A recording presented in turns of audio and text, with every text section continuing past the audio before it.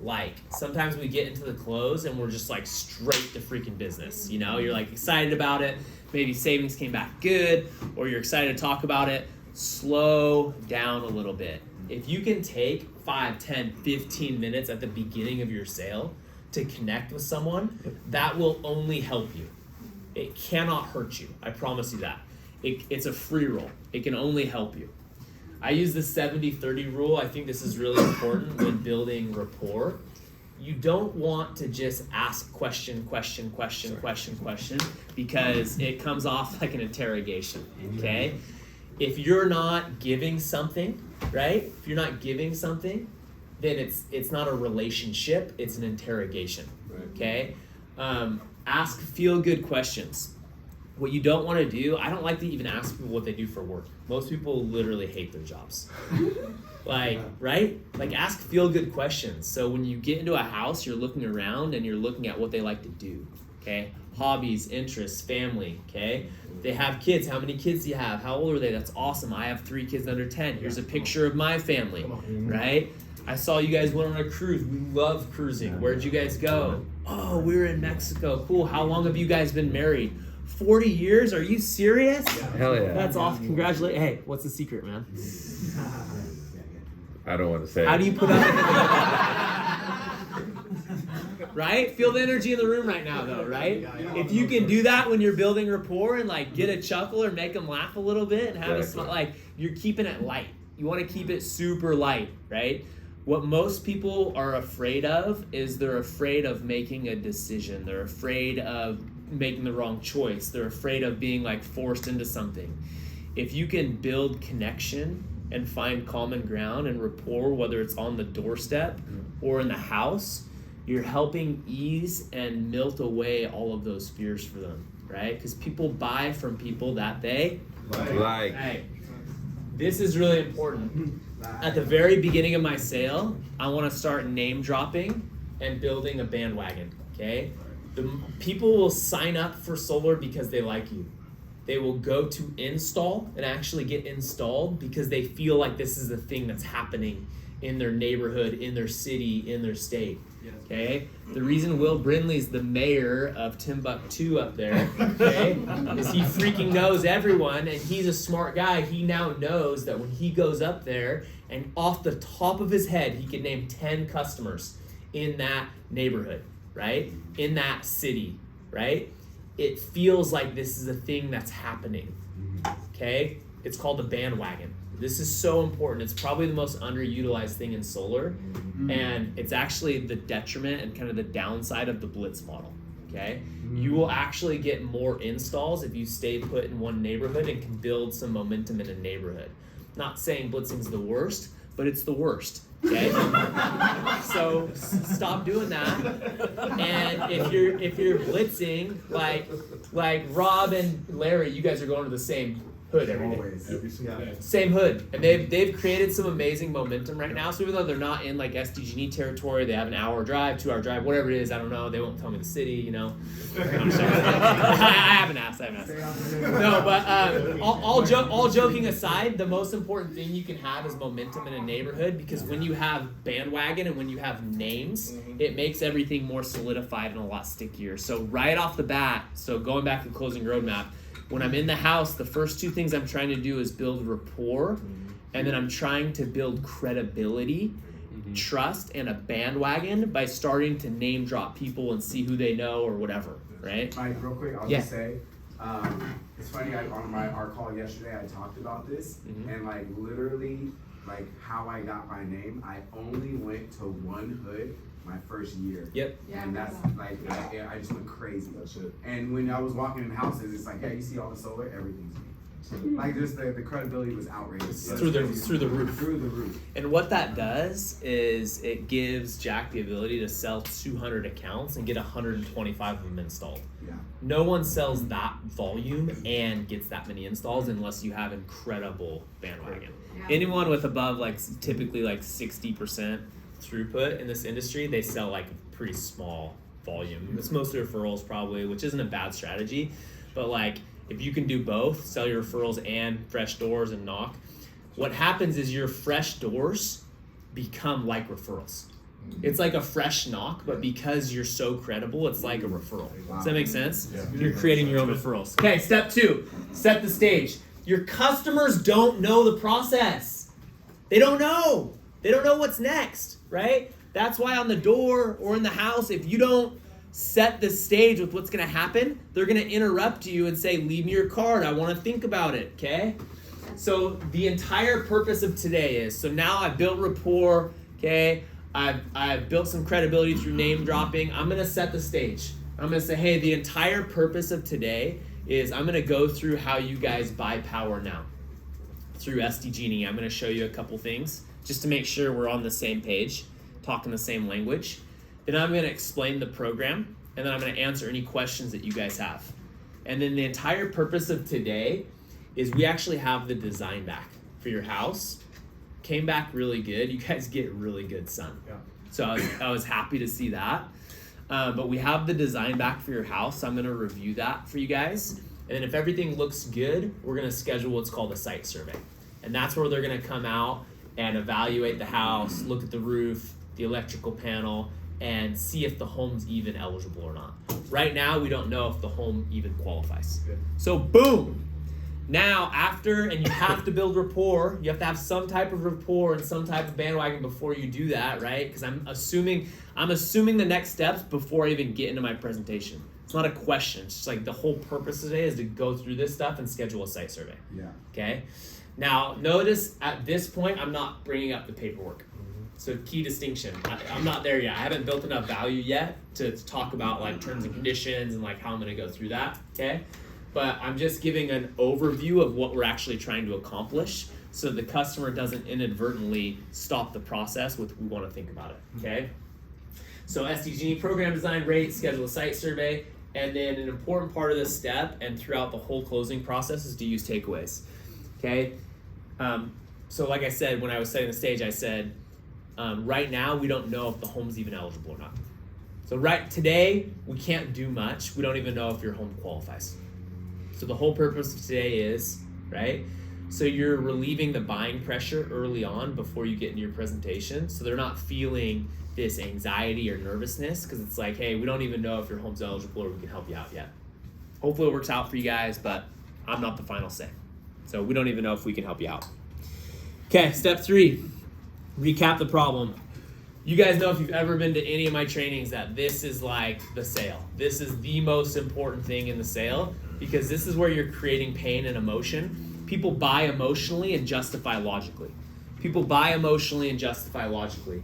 So the problem is where you make the sale, okay? Shifting them from savings to rate protection and being inflation proof. The reason the problem is so important is because if you're just focused on the solution and solar, what do you end up talking about a lot? Saving what? Money. If you're just solution oriented, you're talking about saving money. Hey, solar's cheaper, it's a cheaper rate, it's cheap. What's the problem with that? It's never enough. It's never enough. Okay? Who in here has gotten lazy because they're like, I'm saving this person $200 a month, and you just jump right to the savings, and like, it's $200 a month. You're like, excuse me? Because savings is all relative, guys. It's all relative. People don't care. You know what's not relative? Being inflation proof. There's not one person that I've ever spoken to that's like, no, I don't want to be inflation proof. No, I don't want to protect my rates. So when you recap the problem, what I'm really trying to accomplish is I'm trying to sell them on the fact that SDG&E is going to continue to go up and that they're in a really bad situation with their current utility. That's what I'm trying to sell. I'm not selling solar, I'm selling the problem. I'm not selling solar, I'm selling the problem. My 9-year-old could explain solar to someone. Explain a PPA, honestly.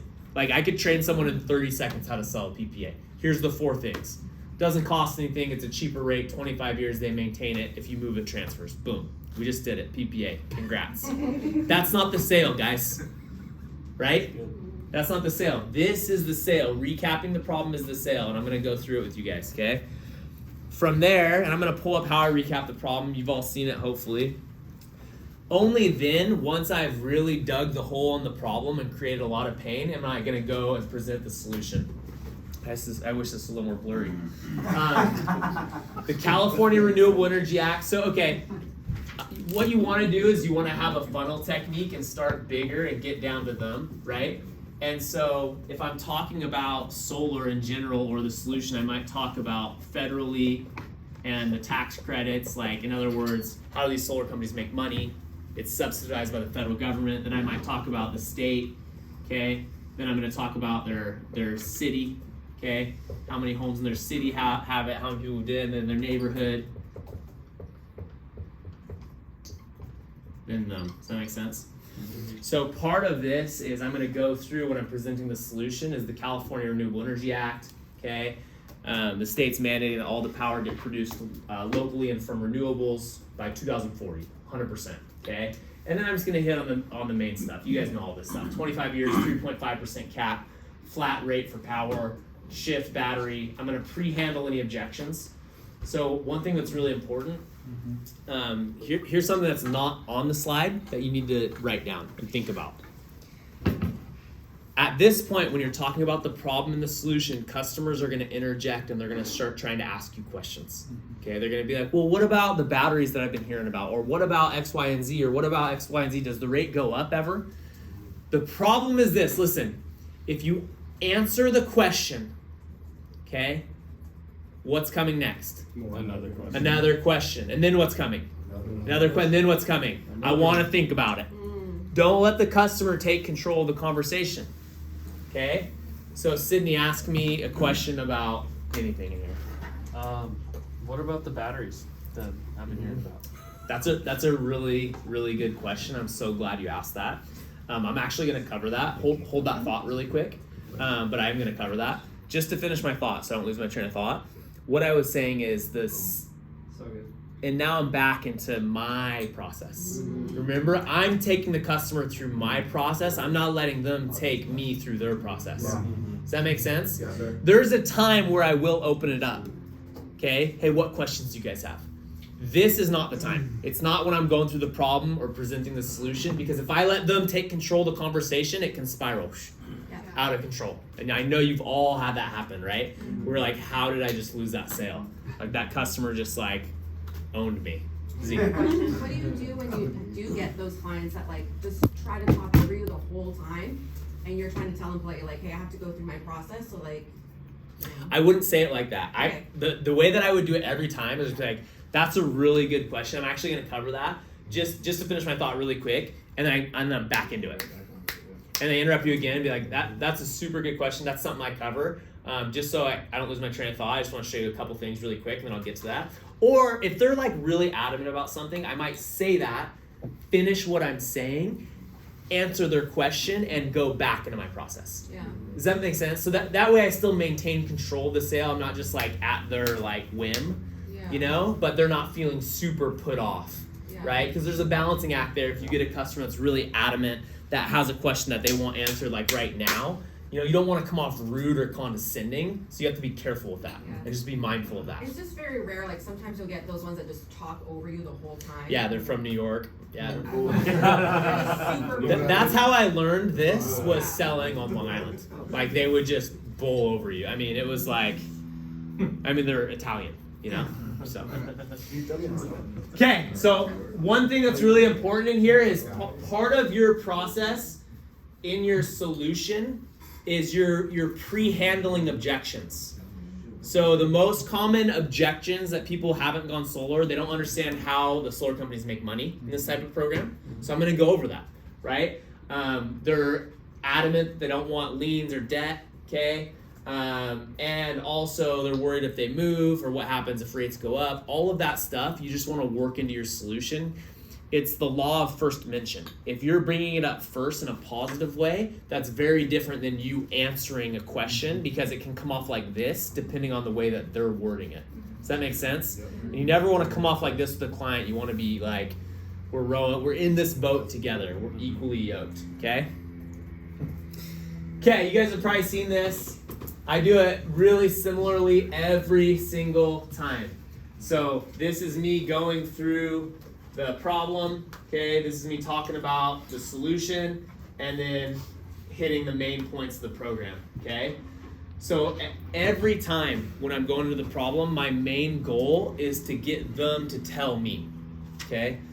So if you tell someone to something, if you tell something to someone, okay, people will believe half of what you say.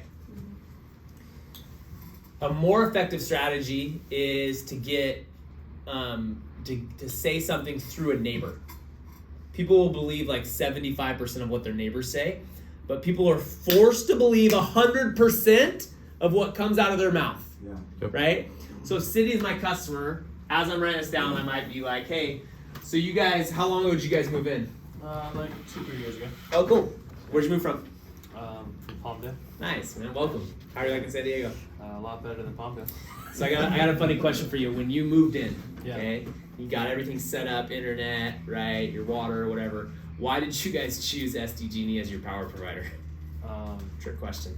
Yeah, I didn't think there was another option. There wasn't. Yeah. So that's what we call a what? A monopoly. Right. Yeah. So SDG&E has this monopoly on power in San Diego. Okay. And then do you you probably know a little bit about them. Are they like, and notice how you don't want to make people feel stupid, so throw them a softball with your body language. Right. Do you think that they're like a charitable company, or do you think they're like a for-profit company? No, obviously they're gonna do it. Yeah. So good. You get it. They want to make a lot of money. Yeah, one more time, Mike. That's Yeah. amazing. So are they like a charitable organization that's like a nonprofit, No. or are they like a for-profit company? They're for profit. Yeah. Facial expression of everything. You get it, right? Because you just like when you're saying something that you wanted to agree to, it's big smiles, and it's when you're not, it's like, right? It's small, right? And I'm exaggerating a little bit, but you get it, right? So it's a for-profit company, and a little tidbit on them: they're an investor-owned utility company. That means there's investors that spent billions of dollars to set up the infrastructure for SDG&E. And so if you're an investor and you spend a lot of money, Yeah. what do you need in return of that investment? You're hoping for what? More money. Right, Yeah. you get it. So anyways, just to pivot really quick, you've seen this little phrase on your bill before, KWH. Yeah. You know what that stands for? No, not really. Most people don't. It's Yeah. it's kilowatts. So a kilowatt hour is just a unit of measurement. It's how they measure power. So like when you have your lights on or you're running your air conditioning, you're using kilowatt hours. Okay. Now, do you know any idea, okay, what the nationwide average is Oh no. that people pay per kilowatt, No. like in the United States? Probably cheaper than here, I would assume. Yeah. Well, it's a sunshine state. Right? Yeah. Sunshine tax. Yeah, people, the nationwide average is 10 cents, and I'll write that. 10 cents a kilowatt hour. Okay? Do you know what we pay here? Looks like 40 to 80 cents. Yeah. I'll make them guess before I write it. Yeah, like Yeah. What do you think we pay here? Nationwide average is 10 cents. Maybe like 20 cents. Oh, really? Try again. 30 cents? 50 cents? The average here is about 40 to 60 cents. Oh, wow. And it can go up as high as 80 cents depending on the time of day and the time of year. So like the summer, you've heard of the peak rates, right? Like 4 to 9 p.m. Yeah. So peak rates in the summer can be as high as 80 cents a kilowatt, which is the highest in the entire nation. And you've only been here a few years. Were you living in California though, 10 years Yeah. ago? Yeah. Okay. And so I don't know how much attention you pay to it, but do you feel like your rates have gone down the last decade, or do you think no. the rates in California have gone up? Yeah, it's definitely gone up. Yeah. Like everything else. Yeah, and so the average is about 10 to 15% annually. And then what type of protections or like guarantees do the utility companies give on our rates? That they're gonna increase. That's it. Yeah. Yeah, no, you're absolutely right. There's no guarantees and there's no caps. And the problem is this. The problem is you have no agreement with SDG. And I think you'd agree with me that agreements are a good thing as long as they benefit and protect you, right? Yeah. So right now you have no agreement with SDG&E. Notice what I'm doing there, right? Mhm. Setting up that agreements are good things or positive things, right? Because they're gonna sign an agreement to fucking close them. Okay. And then I'm gonna go over this. So Yeah, so there's no guarantees, there's no caps, no agreements, right? And I'm assuming you're like a lot of the neighbors that we've helped out. Obviously, you guys own a home in San Diego, which means you're like good with money. You know how to save money. You know like the value of money. You know you can only if you're a homeowner, you have to know those things. You know, so I'm assuming you're like a lot of the other neighbors that you like to know where your money is going and where it's going to go the next few years, right? Yeah, absolutely. All right, and right now, what do you know about SDG&E and their rates the next 5 years? I just know they're gonna go up. That's Yeah, it. I don't know how Do you have much. any control whatsoever? No, Is there any protections? no. Right. How does that make you feel? Not good. Right. Yeah. Well, when you're unsure. it's a silly question. Of course, Yeah. no one likes to feel that way. Yeah. That's why we do so many of these. And I don't know if your home would qualify, but we'll get into it in a second. The homes that do qualify get a protected rate.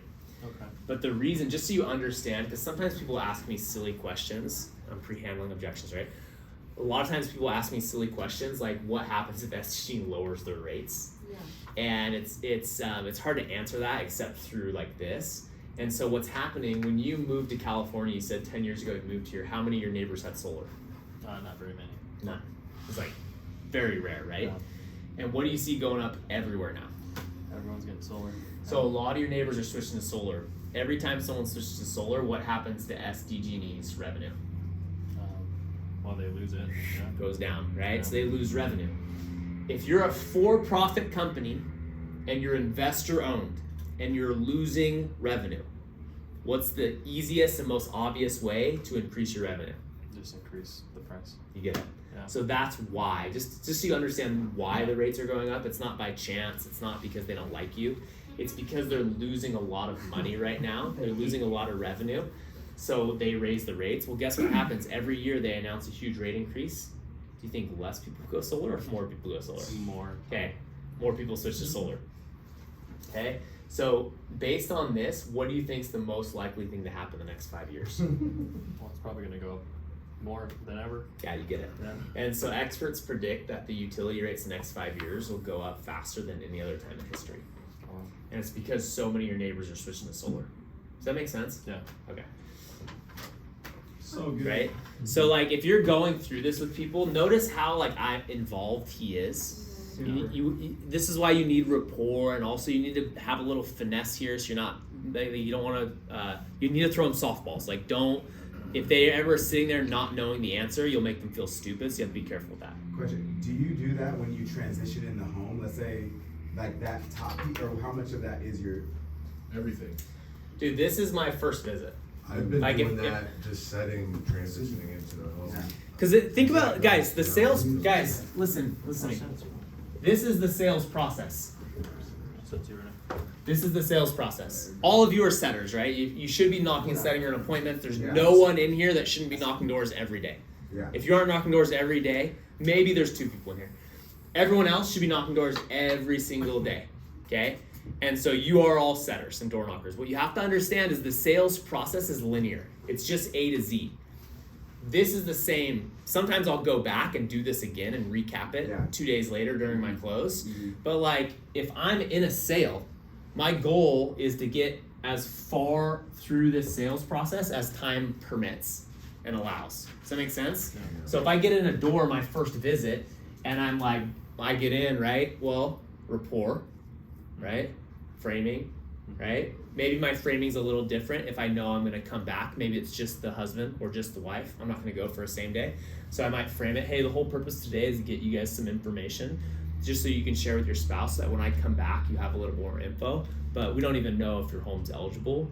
So I just wanna let you guys know how this works, okay? But I'm gonna sit down after I built rapport and frame, and this is where I start. This is the start of my sales process, whether it's the first visit or the second, right? Does that make sense? Yeah, good. So I'm gonna go through this and build a ton of pain, and then I'm gonna go into the solution. Cool. Hey, the California Renewable Energy Act. So the reason we're here and we're able to do this and compete with SDG&E is the state's mandating that all the power, 100% of the power, get generated locally and from renewables by 2040.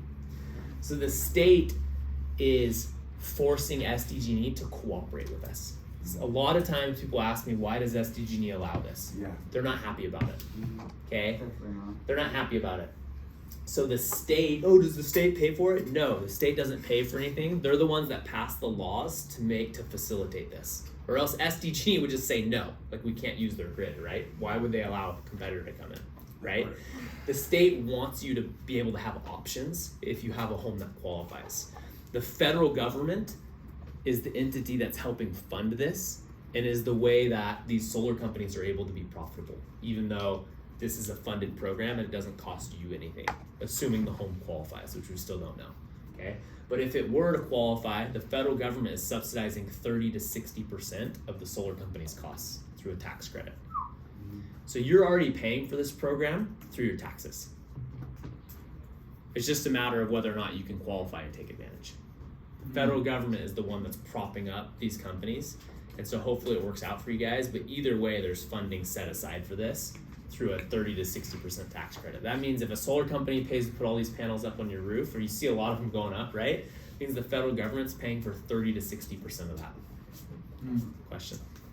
So what if in the beginning you're throwing these softballs and you're like, dude, I had 5 solar presentations, like, I know this stuff. Yeah, good question. It depends on the guy. That's why rapport is so important, I think. I think you'll get that if you're like not connected to them a lot, you know?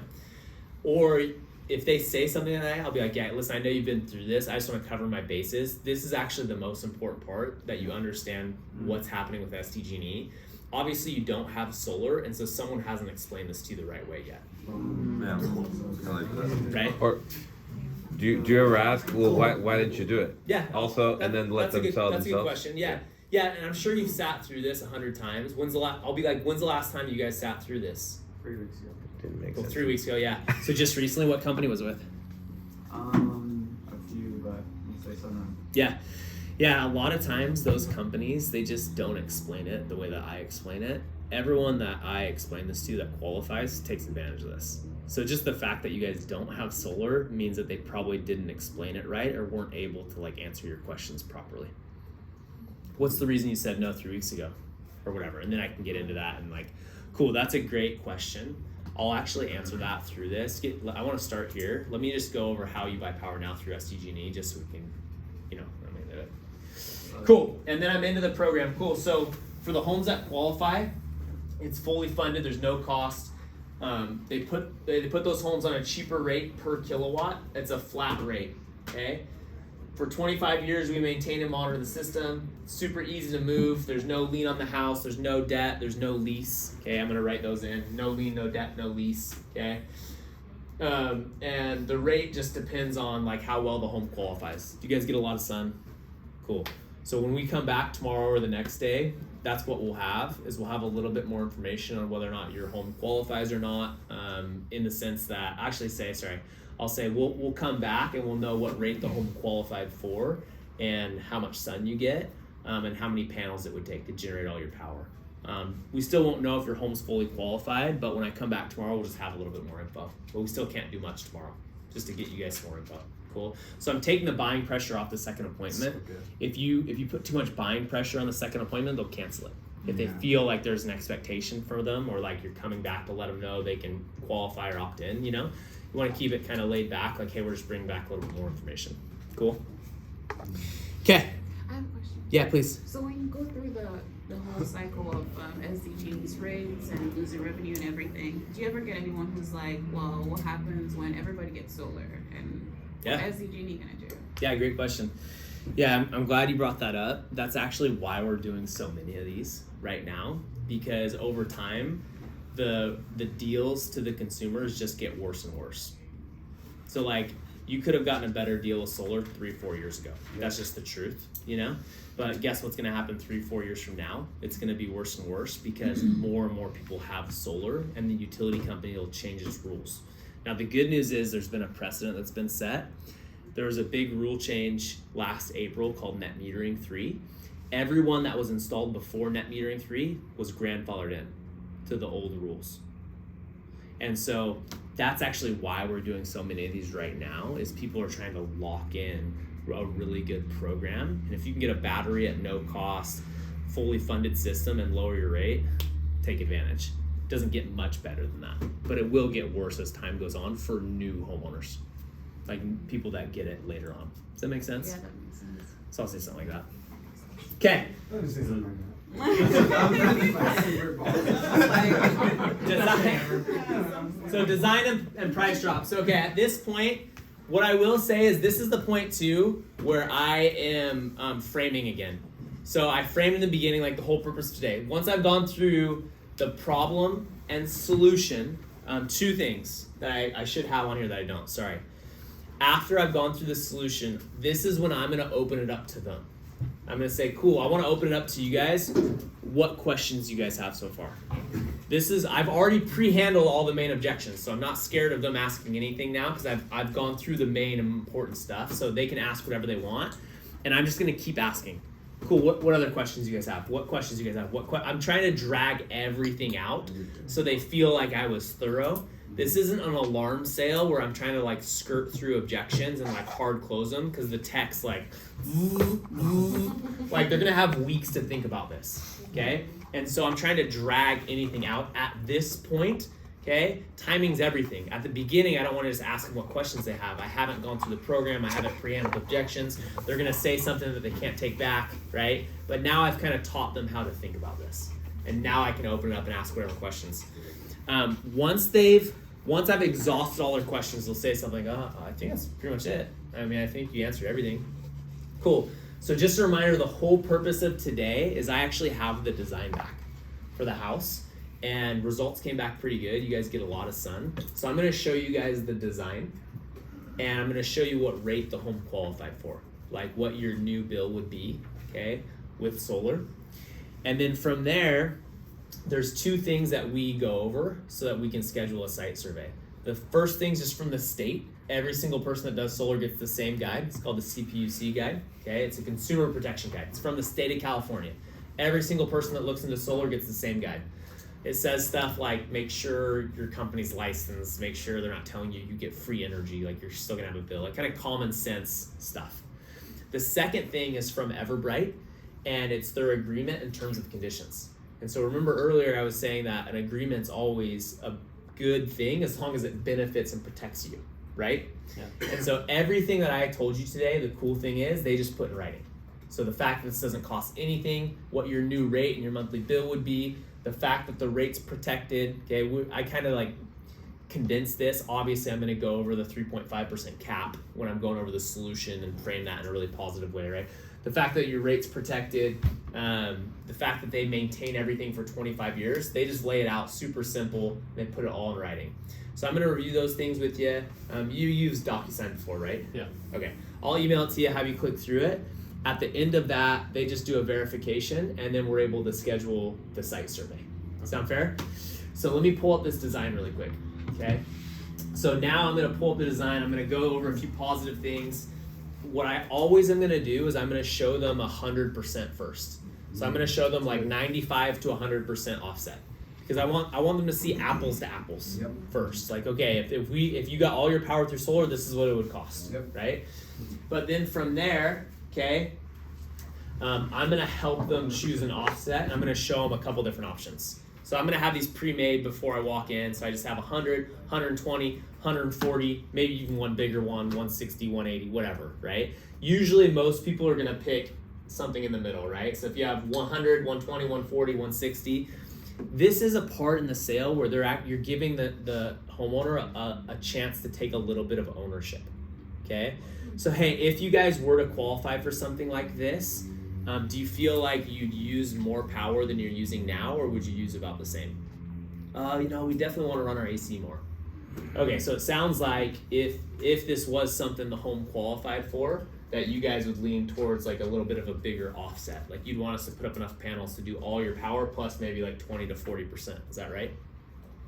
Yes. Here's what the cost would be if it were 100%. Boom. I'm showing them that price. So at 30 cents a kilowatt, here's what it'd be. This looks pretty good, right? Cool. Well, we want to make sure you have enough power. Obviously, if you started using more power with SDG&E, would your bill go up or down? It would go up. Go up pretty significantly. Here's a trick. Whatever they spend on power, multiply it by 1.4. So they spend $200. 200 times 1.4 is what? 280. 280, right? So now you're like, cool, if you were to get the same amount of power through SDG&E, you'd pay at least $280, probably closer to 300. Does that make sense? Yeah. Okay. So if you wanted to use more power now, your bill would be 280 to 300 bucks. Here's what it would be with solar. Right? You always want to make sure you're comparing apples to apples, Yeah. right? Yeah. Another good one-liner, and we'll wrap up here in a minute. Another good one-liner is to say something like, hey, most people, the reason that they're doing something like this is to protect their rates. Just to be inflation proof and make sure that they know exactly what they're paying for power the next 25 years. No one's really doing this to like try to save a bunch of money year one. So what most of your neighbors are doing is they're sizing their systems up until it's about what they're paying now for power. Because you already have that budgeted in, right? Yeah. Yeah. So it's not any more money, but you get a lot more power and a capped and protected rate. You can do whatever you want, you know, it's up to you. If you want to be super frugal and like super conservative, right? And so you let them know what all the neighbors do, but you give them the option too. Because you'll get people that are like, no, we don't want it, we want it as conservative as possible. Cool. Yeah. 100% with battery. Maybe 110. You like, get a little bit extra, you know, like 110 with a battery, whatever, right? What do you think is like the perfect offset? There is none, dude. Here's why. I'll tell you exactly why. I remember when I was selling, the reason I'm so insensitive to offsets, I remember when I was selling 16-cent PPAs when I got out to San Diego in 2016, okay? It was just a flat rate. Everyone got 16.5 or whatever. And I remember I would do like 100% offsets, and there's people that would do 125%. That was the cap with Vivint every time. And I'm like, oh, you're screwing people, 125%. You know, all of the people I did 100% needed add-ons down the road. 100% of them. And I'm like, I should have like 125 every single person I ever talked to. So in my mind, I always tend to go bigger offsets and sell people on bigger offsets. I think it's a better customer experience because they know the cost going in. Yeah. It's not like a surprise. They know the cost. It's like they're agreeing to the dollar amount and the extra power. So if they'll agree to it, then sell that. That's great. You know what I mean? Cool. Okay, last 5 minutes. Cool. Next step is to verify the home qualifies. I'm going to foreshadow the next steps. I told you I'd do that actually before I drop the design and the price. Okay. And then I'm going to review it on my iPad or use Slicks. What device do you get your email to? Okay, grab that real quick. This is super important. You must have a dialed in talk track for any paperwork you're getting signed. This is a whole nother training. But like if you haven't done this, just do it. Okay, print off the Everbright agreement. Okay, everywhere there's initial, memorize a one-liner to that. Yeah. And that way, when you're going through it with someone that's like super dialed, you just have a one-liner. You guys ever bought a car? The finance guy, he's like, cool, this is this, this is this, this is this. He's a freaking professional. You know what I mean? So be a professional. Don't be like, oh, I don't know what that is. Like, be dialed in. Yeah, read it to him. Oh, really? I didn't know that. Okay, last thing. This is new. Last thing, we'll wrap. Next steps and button-ups. So once you get docs signed and you schedule a site survey, close your binder and do what's called a button-up. Don't like hightail it out of there. Just take 5 or 10 minutes. Just talk to them about anything but solar. Just button it up a little bit. Just chill. Okay. Create a three-way text with your customers. So you have a husband and wife. Create a three-way text message with them. Hey, it's Mike. Here's my contact card. Save that. Yeah, put that in your phone. Cool. I just text you guys when the site survey is, just a reminder. And then every week, every Monday, I'm going to go through all of my customers and I'm going to text them every single Monday, no matter what, update or not. Cool. Hey, just a reminder, you guys are still in permitting. I'll keep you posted when it's back. Whatever, it doesn't matter. Just stay in contact with them. You want to be their guy. Okay. Pop buys are super important. Okay. If you have a low throughput, it's probably because you're signing a contract and the customer's never seeing you again. And then what happens is they get nervous and instead of coming to you, they call corporate and cancel. Okay. A pop buy is anytime after you sign the contract, pop by unannounced, okay? Say what's up, tell a war story that's like, hey, we just got the site survey done down the street for so-and-so, or we just did an install for so-and-so. Just wanted to pop by and see how you guys are doing, see if you had any questions from last night or 2 nights ago or 3 nights ago. Oh yeah, Mike, you know what? We were worried about the 25-year contract or the 3.5%. It goes up 5% a year, whatever, like whatever stupid stuff they say, you're giving them a chance. Okay, you're giving them a chance to get that stuff out, in a setting that's really laid back, and there's no you don't need anything from them. There's no buying pressure in that moment, so they're willing to be pretty free. It's best to do it at Site Surveyor like the day after when you're still waiting on results. Well, hey, we're still waiting on the results from the survey. I'll keep you guys posted. I'll text you guys, but I just want to see if you guys had any questions. You'll be shocked how many times people invite you in. You spend another 15, 20, 30 minutes with them. You know what I mean? That was a cancel. If you didn't do that, that was a cancel. Yeah. And sometimes those people will still cancel. That's okay. Yeah. You have to touch people multiple times, guys. This is solar in 2024. You can't same day someone, never see them again. That's Long Island 2013. Okay, 5-month install times. Hey, I haven't talked to you in 4 months. We're scheduling an install. Okay. Not happening in San Diego, right? It's not happening. It's too much noise, right? You got to be in touch with your customers. Okay. That's it. That's all I had. Thanks, guys.